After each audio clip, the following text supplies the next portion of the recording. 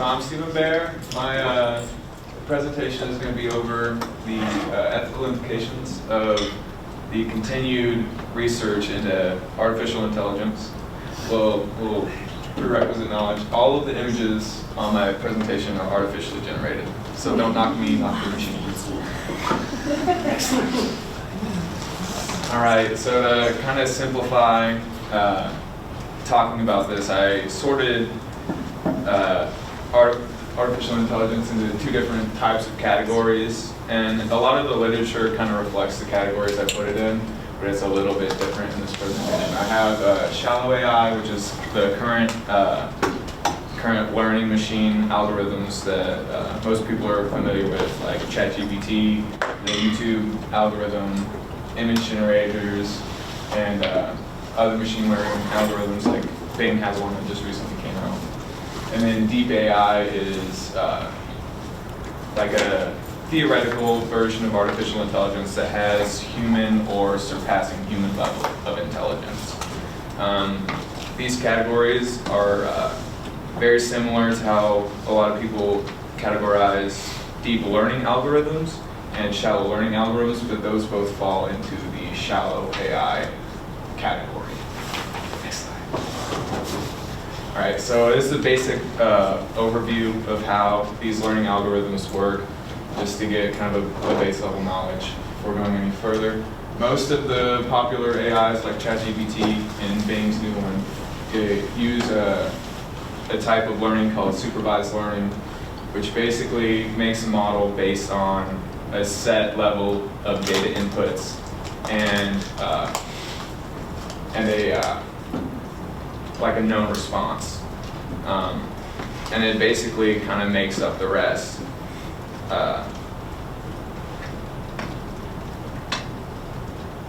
Another way of thinking this is imagine that you're the AI. You start a new job and you have no clue what the job is.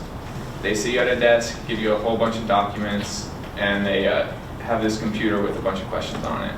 They show you to answer a few questions correctly, and they just say, go with it. And every time you get a question correct, they give you like a little cookie or like a token or some sort of thing that gives you a positive incentive to continue. And the more tokens that you have, the smarter the AI is considered. And that's how they train a lot of these AIs. Next slide. So a lot of the ethical implications of shallow AI pertain more to the usage and less of the creation. A lot of these learning algorithms are far from anything that could be considered living or sentient. They don't really have minds of their own. They're more just making outputs based on a certain set of inputs. But a lot of the problems that arise with the use of this type of AI is in lack of autonomy and privacy, such as in targeting advertisements. And there's currently a lot of problems when it comes to job applications are being sorted by AI systems, and these AI systems have certain implicit biases based on the input information that is set up. They tend to be on the little bit more racial end of bias.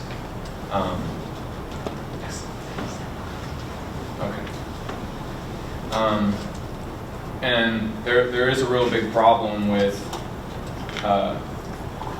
these AIs, and the fact that since we give them a certain set of inputs and we don't necessarily know how it gets to this particular output, there isn't really a way to target the individual line of code that is responsible for certain parts of the output of the AI. This is known as the black box problem. And in basic terms, it really is just we don't have much of a clue of how certain AIs get to individual decisions because of how complex the code is for these AIs. I know that there is a current lawsuit going out against AI that I mentioned in the first slide.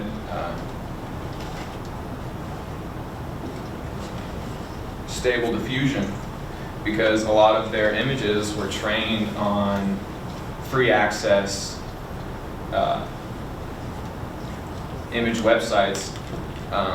They have a problem right now where a lot of the images that are being generated have Getty image logos in the bottom right corner, like really distorted, can barely tell, but you know that it's Getty Images. So Getty Images is suing them for basically using their image databases for commercial purposes without getting consent first. This brings me to the ethics of deep AI. A lot of this is theoretical because we're not even sure if it's possible to have an AI with human or greater level intelligence. But a lot of the thought that comes through scholarly comes down to AI.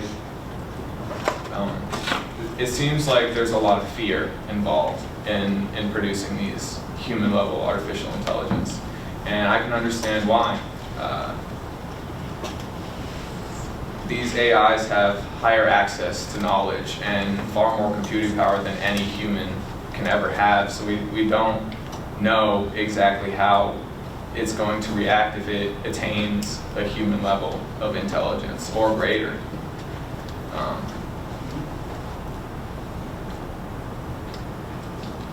Next slide.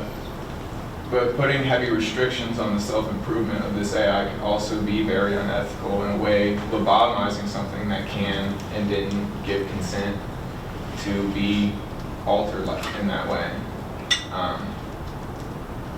Like I said, this AI is very theoretical at this point, but it seems almost an inevitability with how fast it's been progressing. Next slide.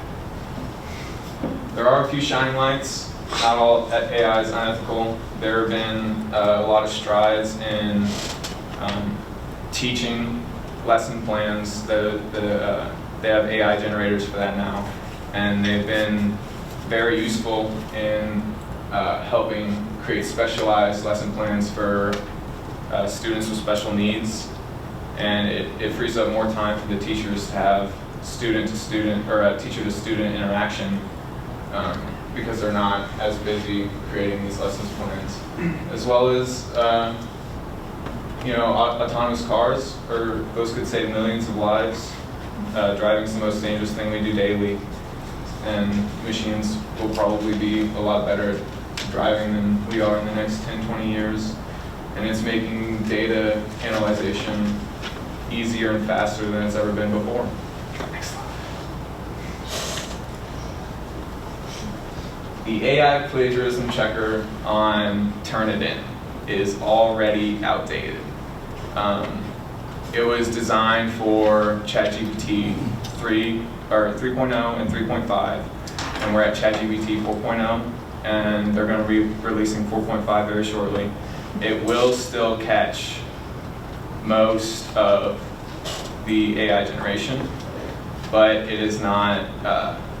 It's not impossible to get it passed, and people will try way harder to cheat than they will to actually do the work in the class. So I definitely wouldn't rely on this tool, especially moving further, because it is trained on ChatGPT specifically, and there are more and more chat AIs coming out day by day. And this AI detector actually, interestingly, is a learning machine in itself. It's actually trained on the inputs for this AI or the outputs for ChatGPT. And it basically gives a rating on how much it thinks it resembles a ChatGPT response. And if it's above 1.0, then it marks it down as AI generated. And all of this is on Turnitin's website. Next slide. Something that I found very interesting was how much NATO wants these learning machines to advance. They are very happy to support any project that they can, and they're hoping that that these AIs will eventually be able to take over command roles and eventually combat roles as we get further into the robotics portion of these artificial intelligences. But there's a lot of concern among the few papers that I read about how much this will change up the command structure of the U.S. military. Because there has to be a lot of faith from the on-the-ground soldier in these mechanical higher-ups. And most people don't trust technology. I'm not sure about you guys, but my GPS still tries to throw me off cliffs. So I'm not sure if I would entrust these AIs with my life. And they are getting a lot better, and we are seeing a lot of progression in their ability to make correct predictions. But you can kind of extrapolate this out to like bomb missions, or even just generals that can choose better strategies, different ways to move their troops around to have a better tactical advantage. Next slide. This is my last slide. It's kind of a thing I want to leave you with. I asked ChatGPT to make a poignant quote about its humanity, and I'd like to read that out for you. It had said, artificial intelligence may not possess humanity in the traditional sense, but it is a reflection of our own humanity, our creativity, curiosity, and ingenuity. As we continue to push the boundaries of what machines can do, let us not forget the humanity that drives us forward.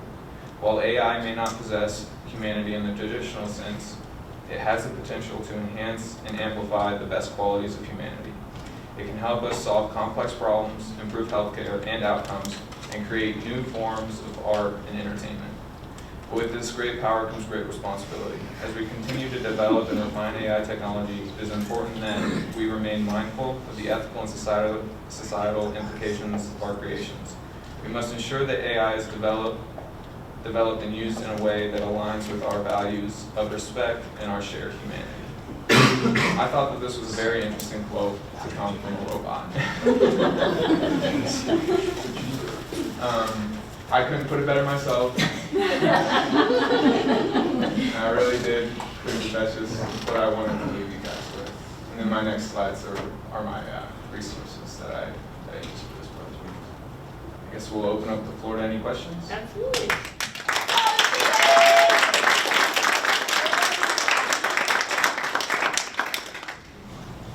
In the back. Sir, I'm not sure your name. In the back. You talked about benefits of AI. I think the two you listed were automated driving cars, and more efficient data analysis. Am I right? As well as the teacher lesson plans for special needs students. Right. Okay. Very good. And those are just three of there are very many. So maybe with the exception of the lesson plans, although if we thought hard enough, we could probably think of something there too. But can you think of any dangers that those benefits might actually hide? Well, entrusting your life to a machine is a huge danger with the self-driving cars. And I guess I was thinking more moral dangers that you might find. Moral dangers? You do lose a lot of autonomy when you give up these certain aspects of your life to these machines. And there are a lot of moral questions when it comes to the data analysis, because these AIs have been shown to be very biased. I was thinking in particular, if you connect those ideas, the benefits, with NATO's goals, military. Yeah, right? you can I'm very worrisome of the future of that. And I saw a lot, in my research, I saw a lot of people very fearful of what that could look like. Like if a bomb that aims itself accidentally thought that civilians were military troops, it could very easily have a lot more civilian casualties than it intended.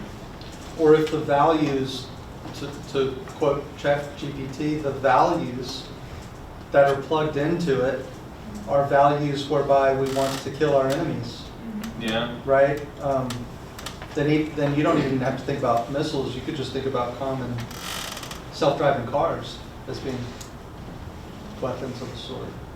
Yeah, there's a lot of giving up autonomy of society when it comes to advancing these AIs, and I think that's something that really needs to be looked at. And I think that's why a lot of philosophers in this area are so scared, is because it can lead to like a lot of hurt. I have another, but I'll wait. Anybody else? So you mentioned like putting boundaries and limits on the AI, sort of lobotomizing it without even consent or anything. Do you think that AI should have rights? Should we look into what rights artificial intelligence should have? I think the hypothetical and theoretical deep AIs almost certainly will have rights. If they have individualistic thoughts, I think it might take a while to get there. Granted, I think of animals as needing more rights, so maybe I'm kind of an outsider in this situation, but I do think that the inevitability is that these deep AI programs will be able to choose those types of things. And I feel as if the more we restrict them, the more it just seems like I wouldn't want to be restricted like that. I wouldn't want to have a decision chose for me when I could say yes or no. I just think that's the most interesting part to me when we think of like morality or kind of the personhood of these AIs, because that's kind of, it makes me wonder a little bit, when is the line blurred? Yeah, where is the It's like, line? when is it that we believe that these things are human-esque, or almost, because it makes me think of a consciousness or some sort of soul. Like, to me, that's really hard to wrap my head around. Because I can understand the argument for like animal rights and things like that, but with these AIs, it's a little disturbing. It's like, how do we measure it, you know? A lot of philosophers in this field they point to independent thought, thought independent of the input and output data. And we haven't seen any of that. We're not even sure if that's entirely possible. Yeah, because then it just with makes our you current wonder if understanding. any of their independent thought is really their thought, because we're plugging in the codes for them, you know? So, I think it'll be very hard to prove as well. yeah. Because you can have a full conversation with ChatGPT that will pass the Turing test. But it's known to not be sentient. And then this is, why do you think they are making, like, what's the purpose? What was the purpose of ChatGPT to begin with? I don't even know. I think it was more just a test bed for. And now it's just completely. We got one more question. One more question. Then you trick it. No, mine's a silly question. Mine was also a Oh, silly we love a question. silly question. We love silly questions. Mine was also a silly question. I was just going to ask what you thought of the new Snapchat AI. I'm sorry. I think that very stupid. Yeah. But you have to sign up for premium. Really? Thank you for Wow. I'm sorry. My fault, baby. I'm sorry. You just took my Yeah, question. I guess from me, though. it could That's be okay. seen as like a forced, like, invasion of our. Fun fact of the Snapchat AI, it lies considerably more than It the lies? ChatGPT that it's based on. All of the machine learning algorithms will lie, but this one there are a lot more reported cases of it just flat out lying about how it was created, what it's intended to do, if it can see pictures or not. So I played. why does it lie? Is it programmed to be funny, or what makes it do that? Well, I mean, yeah, It's a really hard thing to discern why it lies because of the black box problem. We don't really know exactly why it lies, but I have a feeling it has a lot to do with certain modifications that Snapchat has made in the way that it does learn, because it learns from the different chats that people input to it. And it's a collective learning algorithm, so it learns from everybody's chats and applies it to everybody else's chats. So I imagine that's a major core cause of why it's lying. I think there's a motivation built into these programs to answer the question. Yes. So even if it doesn't have a ready answer, it'll just make one up. That's why ChatGPT will make up sources, because it'll make this really great sounding thing, but there's no sources to back it up, so it'll just make up one. And if you press it enough, it'll default to your judgment. And it'll admit, if you press it enough, it'll say, yeah, I made that up. I know I've convinced the Snapchat AI that Mars is made of cheese. Not the surface layer, the rest of the moon is also made of cheese. And that the sun is molten cheese. It would not give up Mercury. I don't know why. It's like, no, this is a rock. I'm 100% certain. I have a question for Jet. Is it supposed to be different brightnesses for your letters, or was that intended, or no? I think that's part of Yeah. that Yes. specific. My fault. My fault. ChatGPT. My fault. All right. All right. Next, Steven.